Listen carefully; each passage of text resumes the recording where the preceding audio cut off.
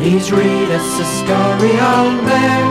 We'll all gather round. Dear old bear, sit in your favorite chair. We'll sit all around, dear old bear.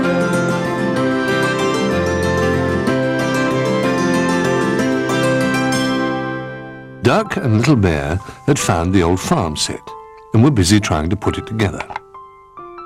"It doesn't look much like a farm," said Duck. "Not yet," said Little Bear. "It just needs some things to go with it." "That might be a problem," muttered Duck. "There are hardly any pieces left. Just these, in fact." And he picked up a three-legged cow and a piece of wall. "Is that all there is?" asked Little Bear. "I'm afraid so," said Duck. "And I don't think this wall even belongs here. It's part of a castle." "A castle?" cried Little Bear. "I've always wanted a castle." "But there isn't a castle," said Duck. "Only a piece of a castle." "We could make more walls," said Little Bear hopefully. "But what about the people who go in the castle?" said Duck. "It couldn't just have a three-legged cow in it." "I suppose not," said Little Bear. "But if we built a really big castle, we could go in it." "We can't make a huge castle out of a tiny piece of wall," said Duck. "What are real castles made of?" "Something grey, I think," said Little Bear. "Let's ask Old Bear." They soon found Old Bear and told him about Little Bear's plan to build a castle. "Well," said Old Bear, "castle walls are usually made out of stone, but I have something that isn't quite so heavy." And he led them to a big pile of cardboard boxes. "What about these?" he said. "I've just been sorting them out, and you'll find scissors and paint over there," he added, pointing to one of the boxes. "Oh, thank you, Old Bear," squeaked Little Bear. Just then, Rabbit and Bramwell arrived, pulling Sailor along in his boat. "What are you doing?" asked Rabbit. "We're making a castle," explained Little Bear, "out of all these boxes." "Shouldn't you be building on top of a hill?" asked Sailor. "Castles are nearly always on hills." "Well, we haven't got a hill," said Duck, "so we'll have to pretend." The others all wanted to help, and very soon Rabbit was at the top of a ladder making little cuts and folding down the cardboard in between. Little Bear was stacking the smallest boxes on top of one another to make a tower. Bramwell was drawing little pointed windows on the castle walls. And Duck and Sailor were making a wonderful drawbridge out of cardboard and string. "If I pull this," explained Sailor, "the bridge goes up and down. When it's up, people can't get into the castle." "The drawbridge should go over a moat," said Little Bear. "I'll go and get some water." "No, it's all right," said Sailor, pointing to a big roll of blue material. "I've already found this for the moat." Little Bear helped Sailor, and together they unrolled the material all the way round the castle in a big circle.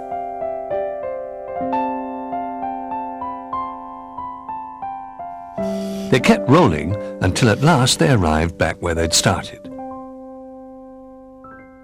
Duck lowered the drawbridge over the new blue moat, and Little Bear hurried across and up to the top of the castle. "It looks just like real water from up here," he called. "You can all come in now. The castle's ready." The other toys hurried across the moat until they were all inside the castle walls. "It's a bit squashed in here," said Bramwell. "We can't really play the game like this." "What game do you play with castles?" asked Little Bear. "Well," explained Bramwell, "the idea of castles was to stop people getting in. So if half of us stay outside the castle and try to get in, the others could be in the castle defending it." "How do we decide who'll be inside and who'll be outside?" asked Little Bear. "Follow me," said Old Bear, "and I'll show you." As the others trooped out of the castle, Old Bear picked up a sheet of paper and began to tear it into 6 pieces. Then he drew a little castle on 3 of the pieces and left the other 3 blank. "Now, take a paper," he said, "and if it has a castle on it, you go inside and try to stop the others getting in."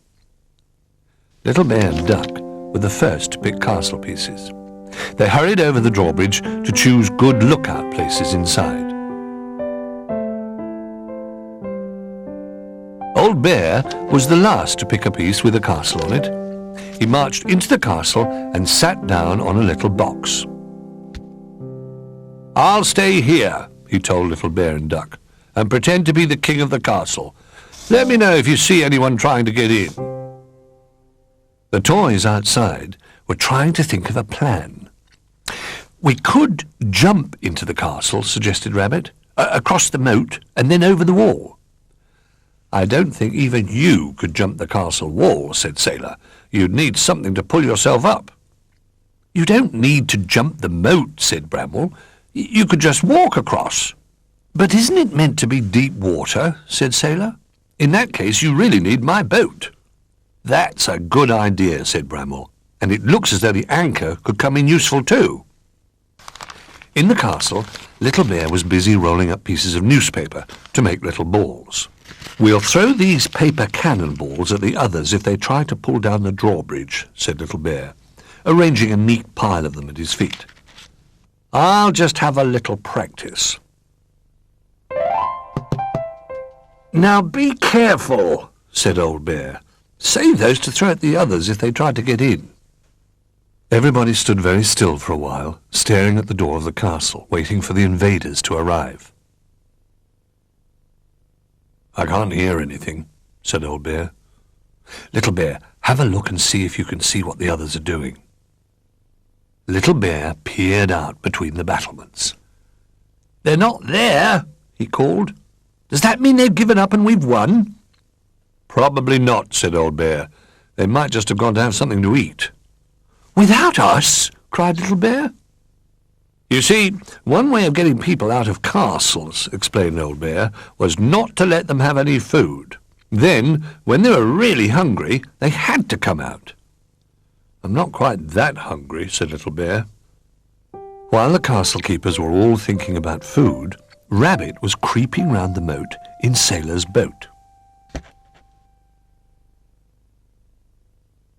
Little Bear was busy looking out across the room, when suddenly an anchor landed right beside him.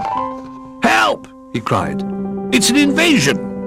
He began throwing the rolled-up pieces of paper at the intruder, but Rabbit carried on climbing up the rope and was soon safely inside the castle. "I did it!" cried Rabbit, jumping up and down. "You did," said Old Bear, "but the others haven't got in yet. You aren't the winners until you're all inside the castle." Just then, they heard something. "Can you let down the drawbridge?" came a voice from outside. "I've something for you." "It's Bramwell," called Little Bear, "with a big basket of food." "Oh, good," said Duck. "I was getting hungry." And before anyone could stop him, he'd released the string and lowered the drawbridge.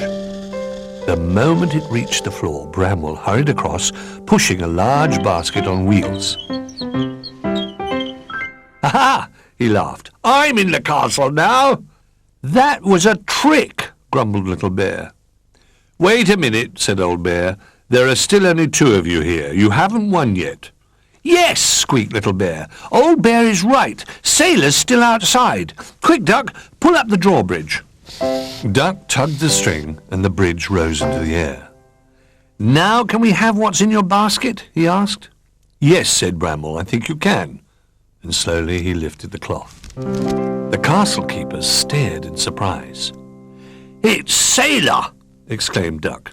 "That's right," said Bramwell. "All three of us are in the castle now." "Well done," said Old Bear. "That was very clever. We really thought there was food in the basket." "It's our turn to be on the outside now," squeaked Little Bear. "Can I think of a plan for getting in the castle?" "We'll do that when we're outside," said Old Bear, "while we fill this basket. I think we're all ready for a nice banquet in our castle, with real food this time."